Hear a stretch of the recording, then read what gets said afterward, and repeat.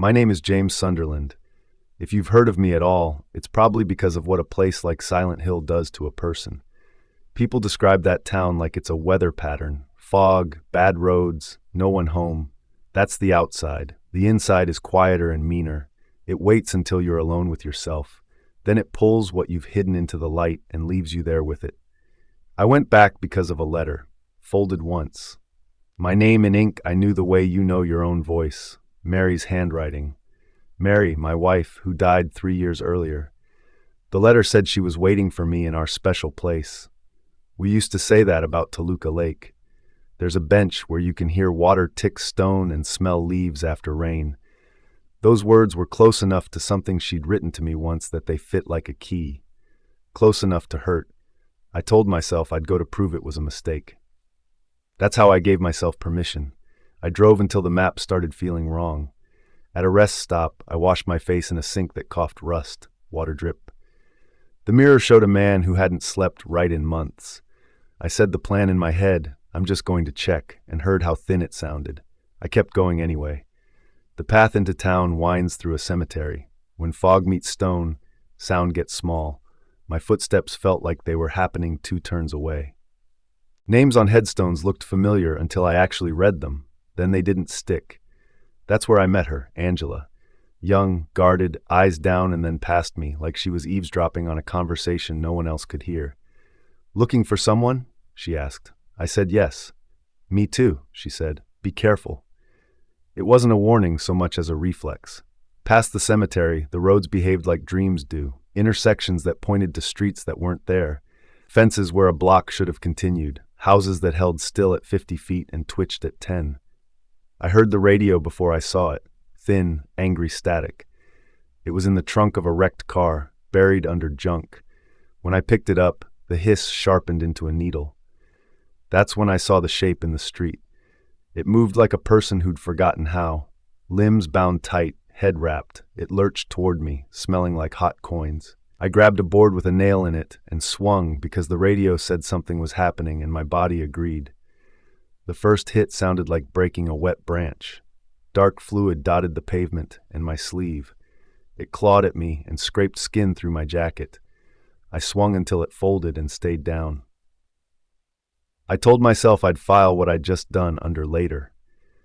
In Silent Hill, there isn't a later, just the next room. The woodside apartments were the kind of old you can't clean. Carpets mapped in stains, hall lights that buzzed and dimmed like they wanted to stop trying. In one unit, a TV muttered snow to an empty couch. In another, a refrigerator door hung open on a smell that felt like the word don't. I found a flashlight, a ring of keys with numbers rubbed almost smooth, and a man named Eddie leaning over a toilet. He said he hadn't done anything and kept saying it, like repetition could turn a sentence into truth. I didn't know him. I also didn't want to leave him. I split the difference, asked a question or two, nodded like that helped, backed out. Sometimes that's the best you can do in a hallway that doesn't want witnesses. Angela again, fingers white around the handle of a kitchen knife. She held it wrong, the blade wrapped in her palm, as if pain itself were a plan. She talked about her mother and him without naming him. I asked for the knife. She set it down. I took it and pretended that made a difference. The metal felt warm from her grip. When I pocketed it, I felt like I'd stolen a prop from a play that wasn't finished. Then the air changed. Not colder, heavier, like someone had laid a damp blanket over the building. I slipped into a closet and left the door open a crack because every part of me said, hide. He came in without hurry, shoulders like a doorway, a helmet the shape of a rust-plated pyramid bolted shut, hands on the hilt of a blade that looked welded out of iron sheet and hate. He dragged the knife. The floor screamed. 2 mannequin shapes tottered in, legs, joints, nothing where there should have been anything else. He moved fast. The blade came down with a butcher's thud. One mannequin split cleanly, one half skidding, leaving a dark snail trail that steamed in cool air. The second sprayed from a cut that had no business bleeding. He never spoke. The sounds were metal leaving meat and the slow drag of the blade carving a bright scar into the floor on his way out.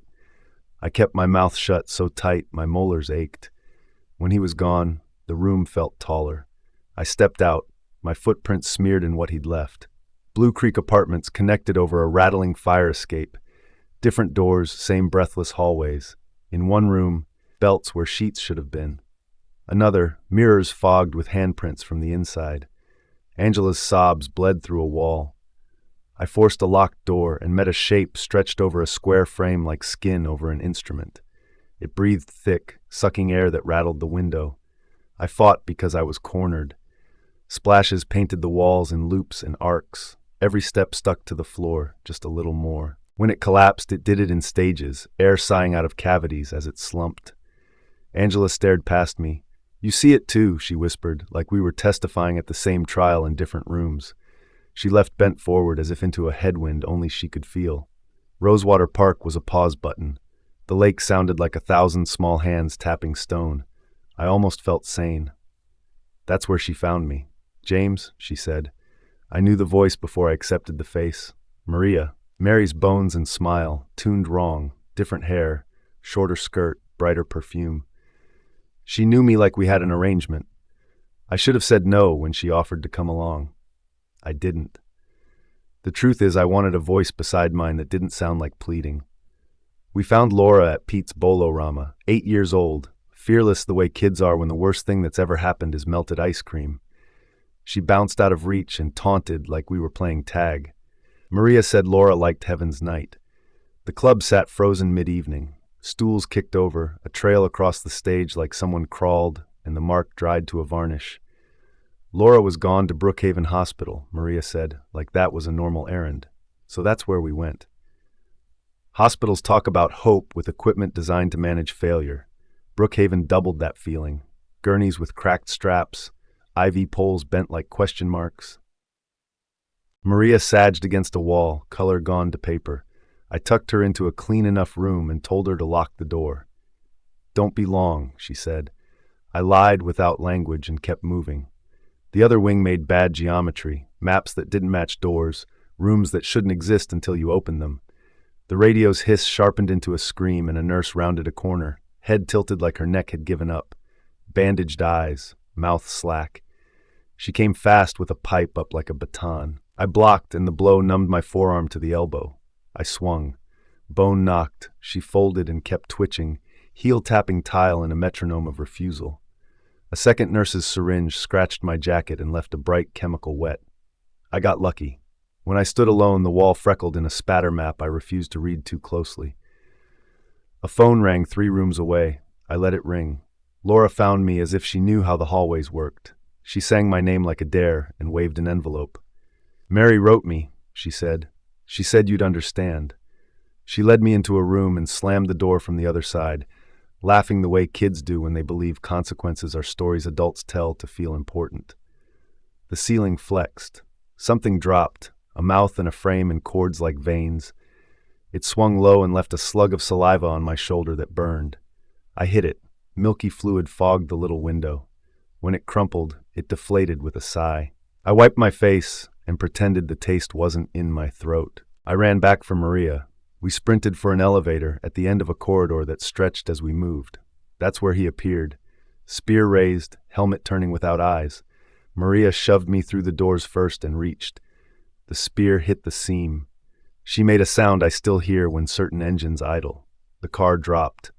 When the doors slid open again, the only evidence was a dent and a smear. I kept moving because the building wanted me to. In Silent Hill, the only rule is forward. The hospital shifted underfoot, new locks, wrong doors. On the roof, wind moved without cooling anything. For one moment the world tilted. I caught a vent and rode it until my stomach decided to cooperate. Back inside, something hit me harder than I like to remember. When I woke, dust coated my tongue and the hallway was no longer the one I'd earned a map for. Leaving Brookhaven didn't feel like leaving. It felt like graduating from one kind of bad to the next. The Silent Hill Historical Society is what a town builds when it wants to put its worst things in frames and call that progress. Photos of men at the end of ropes, enlarged until the grain eats their eyes. A plaque about justice written in careful penmanship that makes the words sound like a polite neighbor. A door in the back led down to a tunnel that sweated moisture. I steadied myself on brick and left a palm print in thin slime, the color of pennies left in a jar too long. Toluca Prison was fluorescent and loud in its quiet, buzzing fixtures, concrete that reflected footsteps back at you a second late, cells narrow enough to force you sideways, mattresses that had turned into troughs, dark ovals on concrete that told stories no one wrote down. Eddie again, chewing over a paper plate like we were at a cookout. He talked about laughter and respect and how those two words were enemies. He wanted me to agree. I tried and failed. He heard mockery with every breath. We ended in a freezer room with hooks and a drain clogged by ice around the edges. Our breath smoked. His first shot kicked a white chip off a pillar. The second carved a cold groove along my ribs. I fired back and grazed his shoulder. The spin sent frost dusting across the floor. He kept yelling that he wasn't the joke anymore. I kept saying his name like it mattered. I got lucky again. My next shot took something important. He went to his knees and pressed both hands to the hole like he could hold himself together by will. Blood ran between his fingers in ropes that steamed in the cold. He toppled and kept trying to breathe through red until he couldn't. Then there was only the metal's soft tick as it cooled, and a steady drip that found the drain. I told myself it was him or me. Some days that sentence holds. Some days it doesn't. The labyrinth under the prison obeyed nothing I recognized. Rooms spun that shouldn't. Passageways led back to themselves without the courtesy of looking the same. I turned a crank and heard gears bite somewhere I couldn't point to. A door that was locked wasn't anymore. In a room that felt like a memory smudged by thumbs, belts hung over iron frames, and a shape like a jaw, unhinged too far, tried to breathe air that didn't want it. Angela stood there and didn't look surprised. We fought it together until the tension went out of its body and pieces slid from the frame like scraps on a butcher's table. Later, we climbed a stair she saw as fire. "For me, it's always like this," she said. I reached out and felt heat where there wasn't any. The smell was scorched dust and something I won't put a name to. Eventually, the corridors stopped arguing long enough to spit me out at a shoreline that had no business being indoors. A rowboat waited like an answer on a test I hadn't studied for. I rowed. Fog makes a tunnel when it's tired. Water slapped the hull in a rhythm I refused to match my breathing to. Lakeview Hotel grew out of that gray like a memory that hadn't learned it was over. Once we joked about coming back when we could afford it. We never did. We ran out of later. The lobby bell had a brown fingerprint on it. I pressed it anyway. The ding sounded bright and small and wrong. The rooms were arranged like exhibits from a life I recognized. Folded linen, 2 champagne flutes with dust rings around their bases, a guest book open to a page where the ink had not faded evenly. In a drawer, a VHS tape with our names on the label in Mary's hand. I carried it like a live wire to the room where we'd once spent money we didn't have on wine that gave us headaches. The television warmed with a low hum and ate the tape. The first minute looked like salvation, a hospital room, bad light, routine kindness. Then the angle shifted. The camera had been propped and moved by someone who wasn't there. I stood over Mary with a pillow in my hands. You don't need sound for that part. You can read the work in a man's shoulders. You can see the moment where resolve and desperation cancel each other out and only action is left. The tape ended with my back as I walked away. I didn't shout or faint or find religion. I went quiet. I sat on the edge of the bed and kept my hands flat on my knees because that's what you do when you don't trust them. You can say mercy as many times as you want, and the word doesn't gain weight. It stays light until it's sitting on someone else's chest. Then it crushes. Maria again, alive, smiling, soft in a way that felt aimed.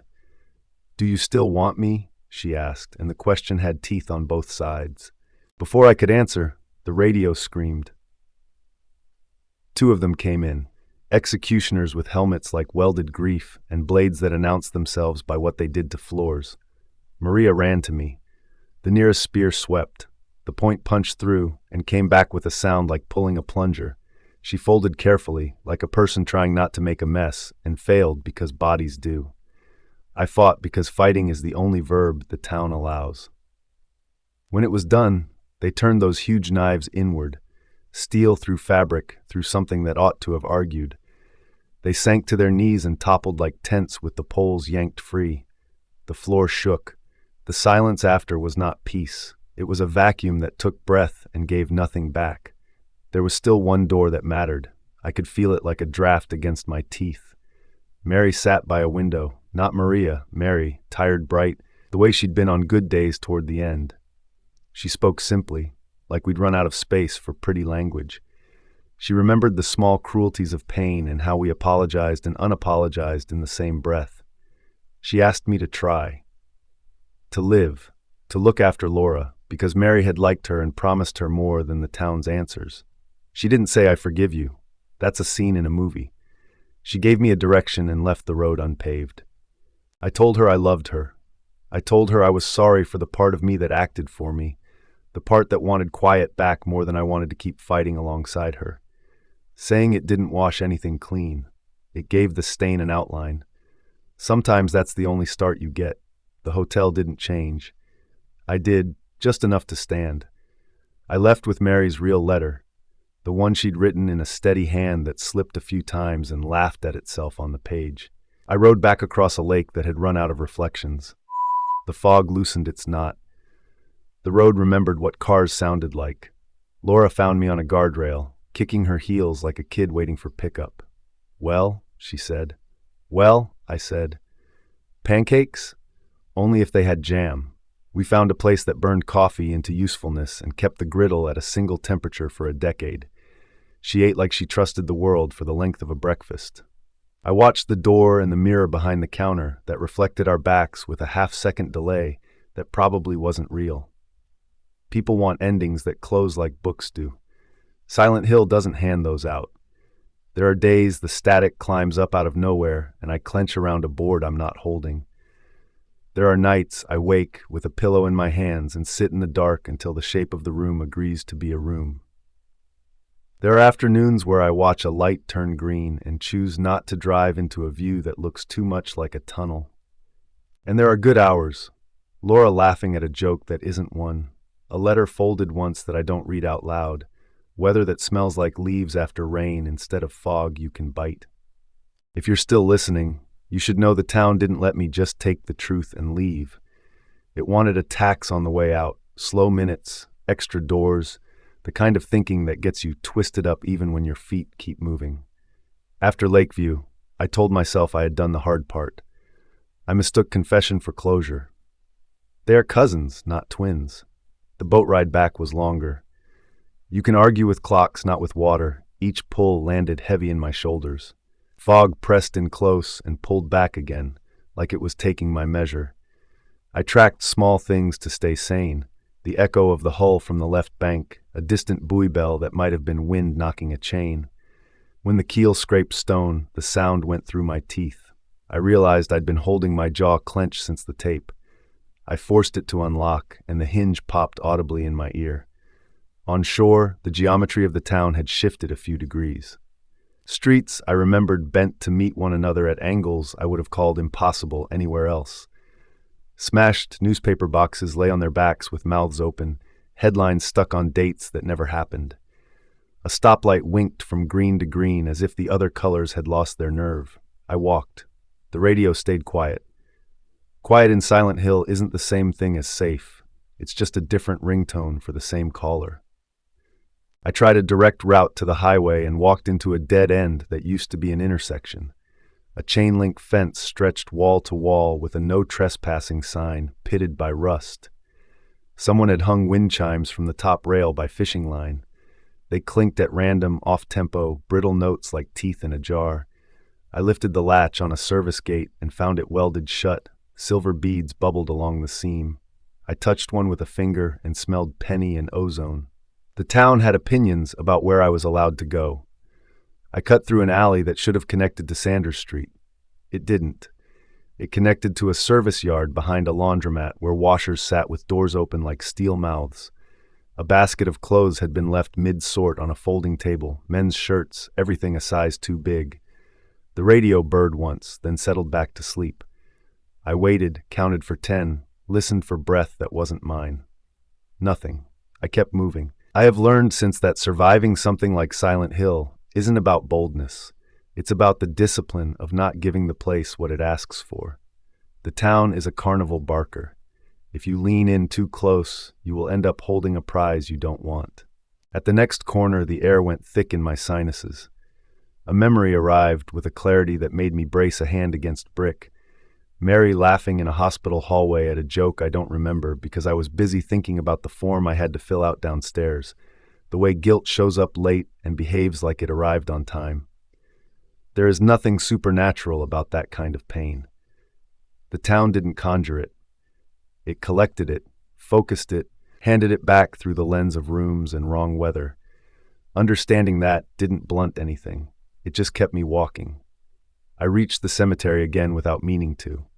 The fog thinned between stones until names came into focus. I read 3 in a row that meant nothing to me, and then stopped at a 4th because the date caught my eye. Born the year Mary and I met, dead the year we married. Numbers don't tell stories, they point at them. I stood there longer than I should have, then felt the tug of the radio like a fishing line catch. The hiss rose. I stepped away from the stones and the static fell back. I stepped toward them and the noise climbed. I didn't look for shapes. I moved. That is both cowardice and wisdom in equal parts. Past the cemetery, a side street sloped toward the lake. I found a row of little rental cabins like the kind where families try to save a summer with one last week away. Porches sagged. Doors hung crooked, their locks thumbed in so many times the paint had smudged to a thumb's width around them. I pushed into one because I thought I saw light. Inside, a kitchenette with a dead motel fridge humming anyway, a table with a postcard stuck under the glass. The postcard showed a picture of Rosewater Park on a bright day, the lake pretending to be blue. Someone had written, "We'll come back next year" in block letters and never addressed it. I pocketed it and told myself I'd leave it somewhere better than here. Outside again, the radio spiked. One harsh breath of static that scraped my ear canal from inside. I pivoted and saw nothing, and then saw everything. A nurse at the end of the walkway, head turned away from me as if looking into the trees for an answer. Her bandages were cleaner than the ones in Brookhaven, gauze still white except where it wound under her hairline. She took one step, then another, and the radio screamed once more. I lifted the board as a reflex, and then watched her stop, turn deliberately, and walk away. You can put meaning on that if you want. I chose to put distance. By the time I found the on-ramp, my legs had that hollow vibration that means you've run out of easy fuel. The guardrail felt like a bench. I sat and finished the last bottle of water from my bag, the plastic crackling in my grip, and practiced the thing I had been avoiding since the tape, saying it whole. I killed my wife. The sentence sounded like it wanted punctuation I wouldn't give it. No because, no but. If you're waiting for the part where I explain myself in a way you can nod along to, that's not in this bag. The tape didn't show a complex moral failure weighed on delicate scales. It showed a pillow. It showed me. It showed stillness. What comes after is the long part. Laura found me 5 minutes later, or an hour. Time moves like fog in that place, bunching up where the road narrows. She kicked the guardrail gently with the toes of her shoes. "I knew you'd come out," she said, and for a second I thought she meant come out of the town, but she meant come out of your head. Kids are ruthless in the right ways. I asked if she was hungry. She said she always was. The radio in my pocket sat quiet, but I kept it on. One habit at a time dies last. The diner we found had a sign that read open, where the P had slipped lower than the rest. Inside the floor was black and white tile, every white square the color of an old tooth. The grill hissed steady. I don't know who had the kindness to leave the gas on and the pilot lit, but the heat felt like a decision in the right direction. The pancakes came out in a stack that leaned like someone had lost a little nerve by the 3rd ladle. Laura drowned hers in jam. I tried coffee and added enough sugar to make it edible. We didn't talk about Silent Hill. We talked about the shape of dogs we saw out the window and whether birds know they're beautiful. The radio clicked once. I pretended it was the compressor under the counter kicking on. It should have ended there. It didn't. I took Laura to the edge of town where the fog thinned to a cloud instead of a roof. I said we would walk the rest of the way. She said she wanted to stop by one more place. "She left me something," Laura said. "Mary." She led me toward a brick building I recognized and wished I didn't. Brookhaven's side entrance yawned like it had been waiting with a secret held behind its teeth. "Just the front," I said. Laura shook her head. "She put it by the room where the TV is," she said, with the firm certainty children have when the world has been kind to them long enough for firm certainty to be possible. It was not an argument I should have entertained. I entertained it. We moved like shoplifters. The lobby was the same and not, papers fluttering at a pace that didn't match the draft, chairs arranged in a circle like a meeting someone didn't want to sit in anymore. We cut left past the nurse's station. A red folder sat open under a lamp with a cracked shade. I didn't look down. I focused on the floor's pattern, a repetition of squares that kept failing to repeat in the same way twice. The radio whispered to itself. I lowered the volume with a thumb and waited for my heart to get the message to do the same. Near the ward where I'd first stashed Maria, Laura knelt by a supply alcove and reached behind a crate with no hesitation. Her hand came back with an envelope sealed in tape halfway peeled up at the corner. "I told you," she said. On the front, my name, the letters big and careful, Mary's slow day hand. I put a finger under the flap and stopped because the radio jumped from a murmur to a scrape. A shape stood at the far end of the hall where shadow gathered thick. I recognized the tilt before I recognized anything else. The way the head went a little sideways because the helmet refused to play fair with gravity. Spear point angled down. Not a run, not a charge, a decision in motion. "Behind me," I said to Laura. My voice sounded like I had borrowed it from a man I trusted more than myself. I didn't fight. I moved, left into an exam room, through a door that should have been locked and wasn't, down a service hallway that smelled like bleach and meat. At a T-junction, I turned toward the exit sign and found a wall that wanted to be a door but wasn't yet. The radio screamed as if the volume knob were stuck. Radio static peaks. I put my shoulder into the knot door and felt a give that wasn't structural. It was personal. The town lets you out when it decides you've understood something. I had just watched myself choose the living child over the executioner's gravity, and maybe that was the coin it was waiting for. The wall shuddered and became a door all at once. We hit daylight that was not quite daylight, and did not stop until the fog tasted thinner, and the air remembered what unfiltered sun was supposed to do to it. In the diner's bathroom, I opened Mary's envelope. Inside, a folded page and a small photograph printed from a hospital camera, the kind nurses use to tape to clipboards so the names have a face. Mary had written on the back in the easy hand of a day she won from the pain. "Give this to Laura when she's scared," it said. The note said little and everything. "I love you. I am tired. Try, live, be kind when you can." The same words she had spoken in the hotel, less vision, more ink. I put the photograph in Laura's pocket myself, the way you stabilize something fragile with 2 fingers even though you know the glue has set. We walked to the edge of town again. The fog had pulled up to knee level like a strange tide. "This part isn't for me," Laura said with the total assurance of a person who has not been lied to enough times yet. I believed her. I stepped into it with the letter in my shirt pocket. The radio died completely. The silence wasn't a vacuum now. It was space. I breathed. There is no trick to leaving Silent Hill. You walk, and you accept that the worst thing you met there has your face. If you can carry that without putting it down on someone else, the road will stop arguing with you.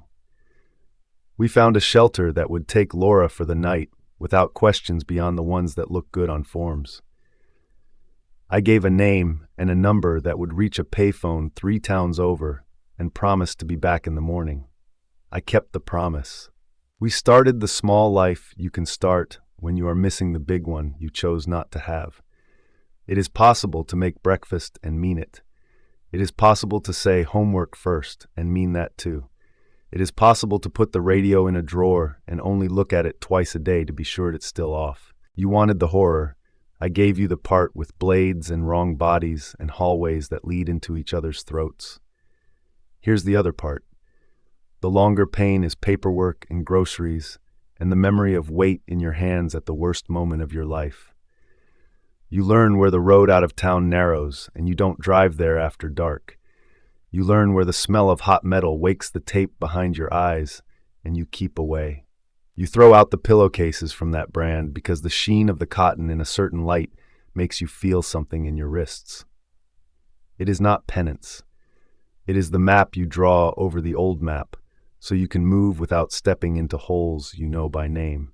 Sometimes I sit in the car with the windows cracked and listen for a bell that isn't a buoy and a scrape that isn't a spear. When the sound comes, I practice not flinching.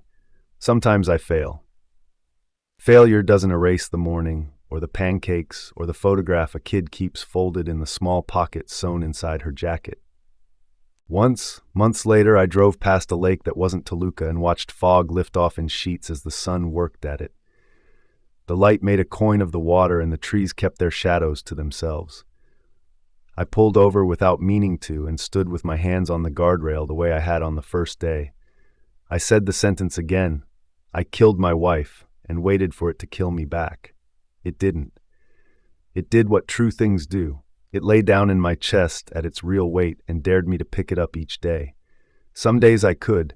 Some days I set it on the passenger seat and drove with both hands on the wheel until I believed I had two hands. If you expected a miracle, I understand.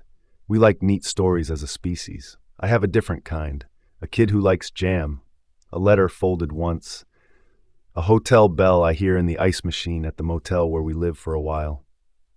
A rowboat's oar creaking in the way the back door of our place creaks when the weather changes. A town that does not know my name but could learn it if I let it. Silence I can use. Silence I cannot. The difference is part of the work. You want blood? I gave you blood. You want closure? I can offer a receipt. I walked in. I made choices. I looked. I walked out. Now I wake up and try to do the kind thing first. It's not an ending. It's an engine that turns over most mornings if I remember the sequence. Key, foot, breath, go. What Mary asked was small and impossible. Live. The way you do that after a thing like Silent Hill is also small and impossible. You stop letting the town choose your verbs. You pick them yourself in the order you can manage. Breathe, stand, walk, feed, call, listen. And when the radio in your head starts to hiss, you don't answer every time. You look at the kid in front of you and say, jam or syrup, and you accept both answers. That's all I have. That's the long version. If you were waiting for a monster to follow me out and shatter the windshield in a final scare, you weren't listening. The monster already left with me. It has my face. The difference now is that I don't let it drive.